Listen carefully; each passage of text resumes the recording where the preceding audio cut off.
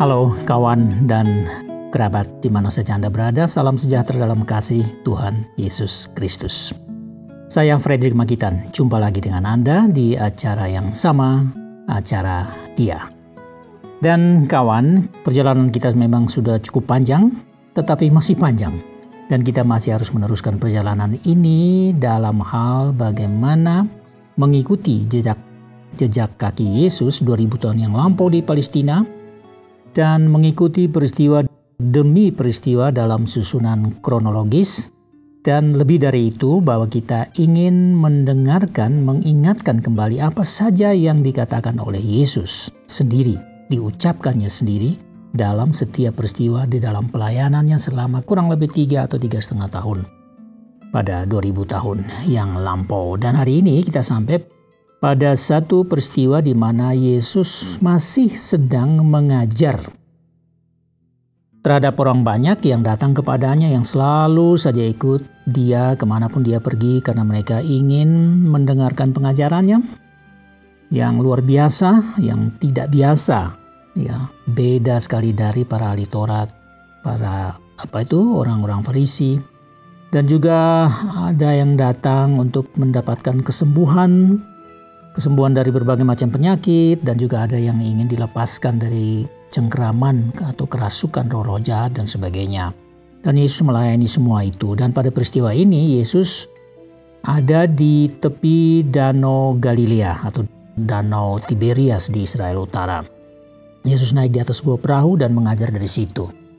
Nah, di dalam beberapa edisi sebelumnya, dalam episode-episode sebelumnya, kita sudah banyak membahas dalam peristiwa yang sama ini, yaitu Yesus mengajar dalam bentuk perumpamaan. Jadi perumpamaan demi perumpamaan sudah kita pelajari, dan hari ini masih juga tentang satu perumpamaan yang Yesus gunakan sebagai satu metode, sebagai satu cara berkomunikasi untuk menyampaikan pesan-pesannya kepada orang banyak yang datang kepadanya itu. Dan hari ini kita sampai pada apa yang dicatat oleh penulis kitab Injil Matius, salah satu dari murid Yesus ini. Di dalam Matius pasal 13 ayat 24-30, dan saya sambung lagi pada ayat 36-43. Baiklah, saya membacakan dulu ini karena tidak terlalu panjang sebelum kita coba memahaminya, mengertinya, dan merenungkannya. Baik, saya akan membacakan Matius pasal 13 ayat 24 dan seterusnya. Yesus membentangkan suatu perumpamaan lain lagi kepada mereka, katanya, hal kerajaan sorga itu seumpama orang yang menaburkan benih yang baik di ladangnya. Tetapi pada waktu semua orang tidur, datanglah musuhnya menaburkan benih lalang di antara gandum itu, lalu pergi. Ketika gandum itu tumbuh dan mulai berbulir, nampak jugalah lalang itu. Maka datanglah hamba-hamba Tuhan ladang itu kepadanya dan berkata, Tuan, bukankah benih baik yang Tuhan taburkan di ladang Tuan? Dari manakah lalang itu? Jawab Tuhan itu, seorang musuh yang melakukannya. Lalu berkatalah hamba-hamba itu kepadanya, jadi maukah Tuan supaya kami pergi mencabut lalang itu? Tetapi ia berkata, jangan, sebab mungkin gandum itu ikut tercabut pada waktu kamu mencabut lalang itu. Biarkanlah keduanya bertumbuh bersama sampai pada waktu menuai. Pada waktu itu aku akan berkata kepada para penuai, kumpulkanlah dahulu lalang itu dan ikatlah berberkas-berkas untuk dibakar. Kemudian kumpulkanlah gandum itu ke dalam lumbungku. Maka Yesus pun meninggalkan orang banyak itu lalu pulang. Murid-muridnya datang dan berkata kepadanya, jelaskanlah kepada kami perumpamaan tentang lalang di ladang itu. Ia menjawab katanya, orang yang menaburkan benih baik ialah Anak Manusia. Ladang ialah dunia. Benih yang baik itu anak-anak kerajaan, dan lalang anak-anak si jahat. Musuh yang menaburkan benih lalang ialah iblis. Waktu menuai ialah akhir zaman, dan para penuai itu malaikat. Maka seperti lalang itu dikumpulkan dan dibakar dalam api, demikian juga pada akhir zaman. Anak Manusia akan menyuruh malaikat-malaikatnya dan mereka akan mengumpulkan segala sesuatu yang menyesatkan, dan semua orang yang melakukan kejahatan dari dalam kerajaannya. Semuanya akan dicampakkan ke dalam dapur api, di sanalah akan terdapat ratapan dan kerta gigi. Pada waktu itulah orang-orang benar akan bercahaya seperti matahari dalam kerajaan Bapa mereka. Siapa bertelinga, hendaklah ia mendengar. Demikian kata Yesus. Nah, kawan, yang saya akan ambil untuk menjadi ayat yang menjadi dasar dari perenungan kita, yaitu dari pasal 13 ayat 30. Biarkanlah keduanya tumbuh bersama sampai waktu menuai. Pada waktu itu aku akan berkata kepada para penuai, kumpulkanlah dahulu lalang itu dan ikatlah berberkas-berkas untuk dibakar. Kemudian kumpulkanlah gandum itu ke dalam lumbungku.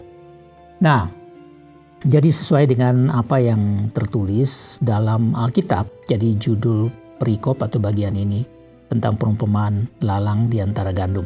Maka judul dari apa yang akan kita pahami, akan kita renungkan sekarang adalah lalang di antara gandum. Nah, saya kira sudah jelas bagi kita apa yang saya bacakan tadi dari firman Tuhan, dari apa yang ditulis atau dilaporkan oleh Matius tentang satu perumpamaan yang baru kita dengar ini tadi. Jadi sudah jelas, Yesus sudah jelaskan bahwa ladang itu adalah dunia ini.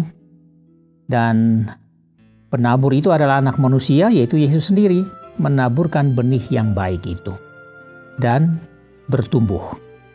Tetapi pada waktu benih sudah bertumbuh dan sudah cukup sehat dalam keadaan baik begitu, ada iblis yang datang itu menaburkan benih yang jahat. Bertumbuh jugalah benih itu. Nah, biasanya atau sangat logis ya, bahwa pada waktu benih yang baik bertumbuh, ya benih apa saja ya, kalau tumbuh memang tidak bisa dihindari bahwa nanti ada bibit-bibit lain yang entah dari mana datangnya, yang seperti biji-biji rumput dan sebagainya yang akan mengganggu pertumbuhan dari benih yang baik ya, gandum atau sayur atau apa saja. Nah, orang biasanya umumnya secara logis itu kita dapat mengerti, bersihkan dulu itu biji-biji atau benih-benih yang sudah tumbuh yang lain yang tidak diperlukan itu, yang mengganggu, dibersihkan dulu supaya benih yang sesungguhnya yang mau dipelihara, yang mau diambil hasilnya itu di kemudian hari, itu dapat bertumbuh dengan sehat, dengan baik, dan sampai besar, sampai waktunya. Bahkan setiap kali ada bibit-bibit liar yang bertumbuh di situ, terus dibersihkan sepanjang waktu di mana benih yang baik ini bertumbuh sampai akhirnya berbuah dan dapat panen hal-hal yang baik itu. Tapi ini sedikit berbeda kali ini. Yesus mengajarkan pada waktu orang-orang itu, hamba-hambanya datang, mau bagaimana kalau kita cabut itu benih lalang itu supaya jangan sampai merusak dan seterusnya, karena itu bukan itu yang diinginkan. Lalu pemilik ini mengatakan bahwa loh, jangan, biarkan saja mereka bertumbuh bersama-sama. Nanti ada waktunya. Ada satu masa di mana waktunya akan tiba, di mana yang tidak baik itu, yang jahat, yang tidak dibutuhkan pengganggu itu semua itu akan diambil lebih dahulu untuk disiapkan untuk dibakar. Maka dengan sendirinya tinggal yang baik, dia akan bermegah di situ sebagai hasil dan akan dikumpulkan ke dalam lumbung. Ini sebuah perumpamaan, sebuah ilustrasi yang menjelaskan tentang apa itu kerajaan Allah, tentang kehidupan di dalam kerajaan Allah, dan gangguan-gangguan dari si jahat masuk ke dalam kerajaan Allah ini yang ada di bumi ini, bagaimana dia mengganggu untuk membuat orang-orang yang baik atau anak-anak kerajaan, istilah di sini yang tadi kita baca, menjadi rusak atau menjadi berbahaya dan bisa mengalami satu keadaan maut, artinya tidak dapat berhasil dengan baik. Dan inilah satu hal yang mau ditunjukkan kepada Yesus. Jadi kerajaan Allah itu adalah sebuah kehidupan baru yang berasal dari Allah, yang sudah ada, dan benih-benih baik itu ditanamkan dan bertumbuh. Kita katakan saja misalnya kebenaran, kebaikan, nilai-nilai surgawi yang akan menjadi bahan dasar atau hal yang paling mendasar yang membuat kehidupan anak-anak kerajaan atau orang-orang percaya ini dapat bertumbuh dengan baik sampai pada waktunya akan panen, bagaimana hasilnya menyenangkan sang pemilik ladang ini. Nah, sekarang kerajaan Allah itu sudah ada. Orang-orang telah percaya dan berarti benih ini sudah tumbuh. Sekarang saya bawa ke dalam aplikasi dalam kehidupan kita ya. Jadi orang-orang yang percaya ini sudah ada, sudah bertumbuh, sedang bertumbuh dengan baik, menuju kepada satu masa di mana akan mendapatkan satu panen yang besar ya, kerajaan Allah akan semakin besar dan seterusnya. Kenapa kok harus ada lalang yang dibiarkan Tuhan padahal itu ditanam oleh iblis? Jadi yang dimaksud dengan lalang ini adalah satu kejahatan. Jadi bibit-bibit kejahatan dan kejahatan itu sendiri ditanamkan oleh iblis dan dibiarkan oleh Allah, dibiarkan oleh Tuhan tumbuh bersama. Nah, ini yang akan menjadi persoalan yang harus kita pahami dan kita renungkan. Mengapa Tuhan membiarkan hal itu terjadi? Saya berpikir begini. Jadi bahwa kita ini adalah orang yang sudah percaya ya, siapa saja saudara-saudara yang kawan-kawan semua yang telah memahami kerajaan Allah, yang telah memberi diri menjadi warga kerajaan Allah yang disebut oleh Alkitab sebagai anak-anak kerajaan ini sudah hidup dan bertumbuh ya. Sampai nanti akan pada waktunya Yesus datang dan kita menerima upah itu. Nah, kenapa kita dibiarkan dalam kehidupan kita ini dibiarkan kejahatan itu boleh masuk? Nah, ini menjadi satu perenungan ya. Kan bukannya lebih baik cepat dibabat itulah supaya kita bisa bertumbuh dengan baik. Tapi nampaknya di sini begini. Di dalam kehidupan bersama kejahatan yang diizinkan Tuhan masih boleh ada di dalam kehidupan, di dalam kerajaan Allah di bumi ini, ya. Tampaknya bahwa Tuhan ingin bahwa kita mengalami satu pertumbuhan yang menjadi kuat, dan pertumbuhan untuk menjadi lebih kuat itu secara rohani ya. Jadi spiritual life kita atau kehidupan rohani kita untuk menjadi dewasa, menjadi kuat, menjadi kokoh, bertahan itu dibutuhkan juga hal-hal pembiaran hal-hal yang tidak baik untuk menjadi ujian. Sebagai penantang untuk membuat apakah kita ini sedang bertumbuh atau tidak. Atau jangan-jangan kita cuma di sini saja ya. Berapa puluh tahun barangkali menjadi orang-orang yang percaya, keadaannya seperti anak-anak saja, dalam arti tidak dewasa secara rohani. Nah, pertumbuhan ini akan diuji, kan pertumbuhan ini harus melalui hal-hal yang memang kentaranya atau kelihatannya tidak baik, yang menantang kita, supaya kita tetap mau bertahan dan bertumbuh di dalam kehidupan semacam itu. Sehingga pertumbuhan-pertumbuhan kita secara rohani ini adalah pertumbuhan yang berkualitas. Sama saja kalau kita misalnya di dalam kesulitan ya, kita terasa itu lebih dekat kepada Tuhan ya, berdoanya luar biasa sehingga merasa dekat sekali kepada Tuhan. Tapi kalau kita di dalam senang, tidak ada tantangan, ya mungkin berdoanya cuma doa makan, doa mau tidur, begitu-begitu aja. Jadi ini satu contoh, satu kemungkinan bahwa Tuhan memberi kesempatan kejahatan itu boleh ada, dibiarkan ada supaya kita teruji di dalam pertumbuhan kita yang benar. Ini juga berarti komitmen kita juga diperteguh, dikuatkan, dikokohkan melalui tantangan apapun yang datang kepada kita dari luar kita. Jadi bagaimana kita bisa bertumbuh kalau kita tidak tahu bahwa kita ada di dalam satu tantangan dan ternyata kita mendapati diri kita sendiri tetap bertumbuh. Dan bagaimana kita bisa tahu bahwa kita tetap komit kepada iman kita, komit terhadap janji kita, komit terhadap keputusan kita untuk menjadi pengikut Yesus, menjadi murid Kristus, kalau kita tidak teruji di dalam tantangan-tantangan yang ada. Sama saja kalau saya memakai baju dengan berwarna, ini sekarang agak gelap ya, katakanlah abu-abu ya. Bagaimana saya tahu abu-abu ini kalau di sekitar saya tidak ada warna-warna lain? Nah, karena warna-warna lain itu yang ada, maka saya semakin yakin, saya semakin kokoh di dalam keyakinan saya tentang keadaan saya ini yang adalah saya memakai baju abu-abu. Itu hanya sebagai contoh. Saya sebetulnya ingat juga satu hal yang kebetulan saja saya ini baru ke laboratorium untuk check up ya, semacam general check up, terutama kolesterol dari saya yang sudah keadaan saya yang sudah berusia ini, saya butuh selalu cek secara teratur kolesterol itu. Semua orang tahulah kolesterol itu ada dua macam ya, ada yang disebut HDL, high density lipoprotein. Ada juga LDL, low density lipoprotein. HDL ini adalah disebut sebagai kolesterol yang baik. Dan itu ada dengan sendirinya kan kita makan makanan-makanan yang sehat, kita punya makan yang berprotein tinggi barangkali, dan kita memiliki HDL itu yang baik, yang harus sesuai dengan ukuran yang tepat. Karena itu dibutuhkan oleh tubuh. Tetapi kenapa masih harus ada LDL? Ya, nah HDL ini untuk mencegah terjadinya plak-plak atau sebagai akibat lemak yang melekat di dinding-dinding pembuluh darah. Dan HDL ini mencegah sehingga kita menjadi sehat. Tapi kenapa harus ada LDL? Ada low density lipoprotein. Kenapa harus ada itu? Dan yang disebut sebagai kolesterol yang jahat. Nah, kita memang makan setiap hari ya, kadangkala terjadinya begini.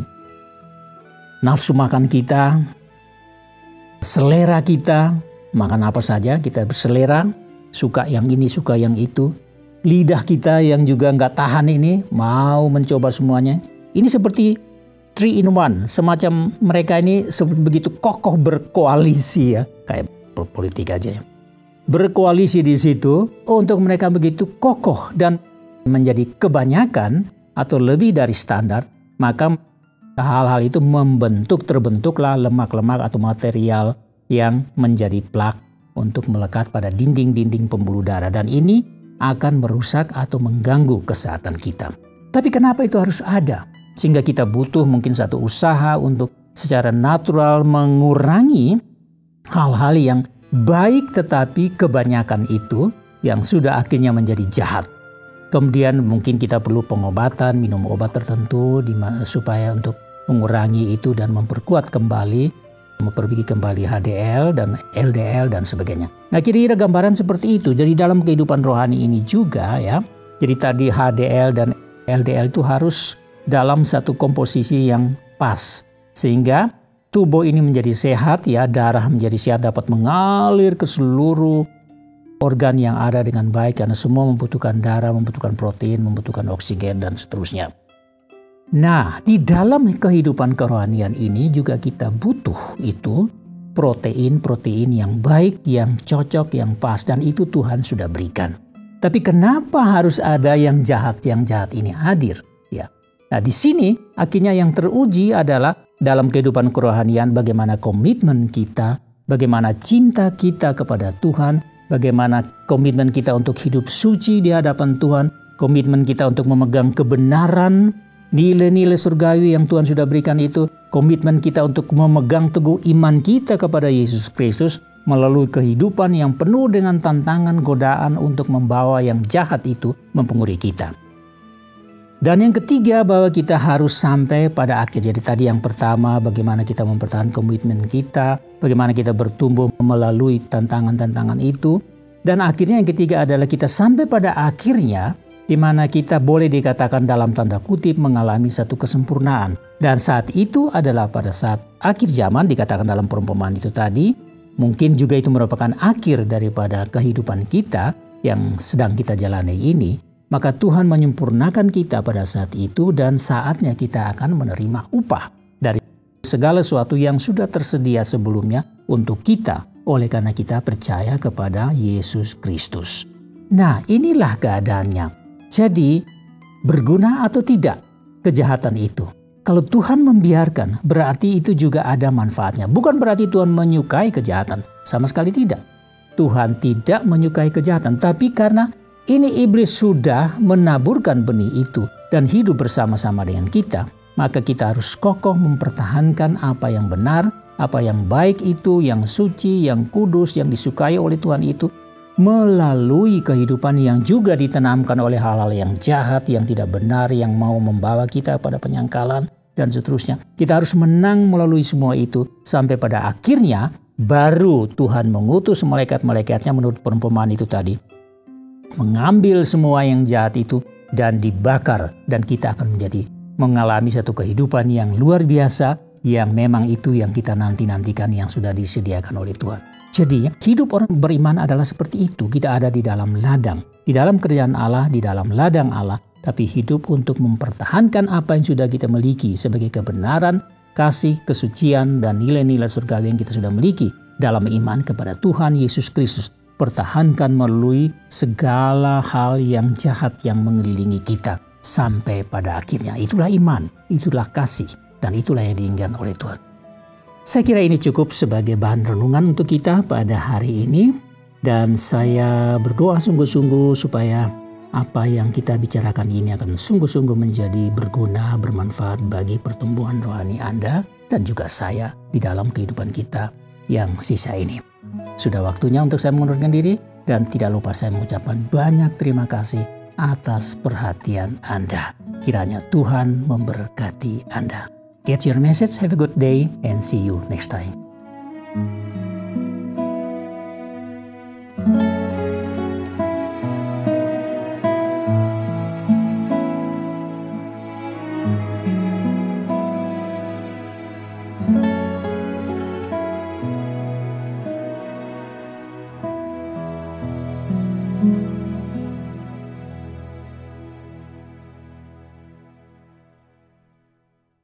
Terima kasih Anda sudah mengikuti program kami. Jika Anda diberkati, jangan lupa like, komen, dan share supaya Anda tidak ketinggalan setiap program terbaru kami.